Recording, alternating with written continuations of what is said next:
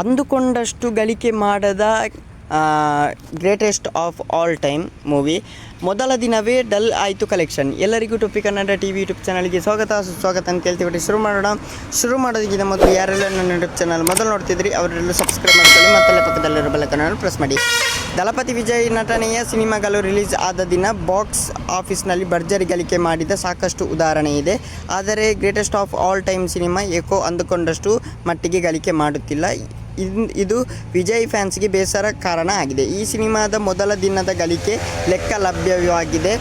ಈ ಚಿತ್ರದ ಪರಿಸ್ಥಿತಿ ಲಿಯೋ ಮಾದರಿಯಲ್ಲೇ ಆಗುತ್ತದೆ ಎನ್ನುವ ಪ್ರಶ್ನೆ ಮೂಡುವಂತೆ ಆಗಿದೆ. ಲಿಯೋ ಸಿನಿಮಾ ರಿಲೀಸ್ ಆಗಿ ಮಿಶ್ರ ಪ್ರತಿಕ್ರಿಯೆ ಪಡೆಯಿತು. ಸಿನಿಮಾ ಕೂಡ ಅಂದುಕೊಂಡಷ್ಟು ಕಲೆಕ್ಷನ್ ಮಾಡಲಿಲ್ಲ. ಗ್ರೇಟೆಸ್ಟ್ ಆಫ್ ಆಲ್ ಟೈಮ್ ಚಿತ್ರಕ್ಕೆ ಸದ್ಯ ಎಲ್ಲ ಕಡೆಗಳಿಂದ ಮಿಶ್ರ ಪ್ರತಿಕ್ರಿಯೆ ಲಭ್ಯವಾಗಿದೆ. ಹೀಗಾಗಿ ಅಂದುಕೊಂಡ ರೀತಿಯಲ್ಲಿ ಜನರು ಸಿನಿಮಾ ನೋಡ್ತಿಲ್ಲ. ಗ್ರೇಟೆಸ್ಟ್ ಆಫ್ ಆಲ್ ಟೈಮ್ ಸಿನಿಮಾದ ಮೊದಲ ದಿನ ಕಲೆಕ್ಷನ್ 43 ಕೋಟಿ ರೂಪಾಯಿ, ತಮಿಳಿನಲ್ಲಿ 38 ಕೋಟಿ ರೂಪಾಯಿ, ಹಿಂದಿಯಲ್ಲಿ 1.7 ಕೋಟಿ ರೂಪಾಯಿ ಹಾಗೂ ತೆಲುಗಿನಿಂದ 3 ಕೋಟಿ ರೂಪಾಯಿ ಗಳಿಕೆಯಾಗಿದೆ. ಎಲ್ಲವೂ ಅಂದುಕೊಂಡಂತೆ ನಡೆದಿದ್ದರೆ ಸಿನಿಮಾ ಭರ್ಜರಿ ಗಳಿಕೆ ಮಾಡಬೇಕಿತ್ತು. ಏಕೆಂದರೆ ಬೆಂಗಳೂರು ಒಂದರಲ್ಲೇ ಈ ಸಿನಿಮಾ ಬರೋಬ್ಬರಿ 1200 ಶೋಗಳನ್ನು ನೀಡಲಾಗಿತ್ತು. ಚೆನ್ನೈ, ಹೈದರಾಬಾದ್ನಲ್ಲೂ ಹೆಚ್ಚಿನ ಶೋ ನೀಡಲಾಗಿತ್ತು. ಆದರೆ ಗಳಿಕೆ ಮಾತ್ರ ಅಂದುಕೊಂಡ ರೀತಿ ಆಗಲಿಲ್ಲ.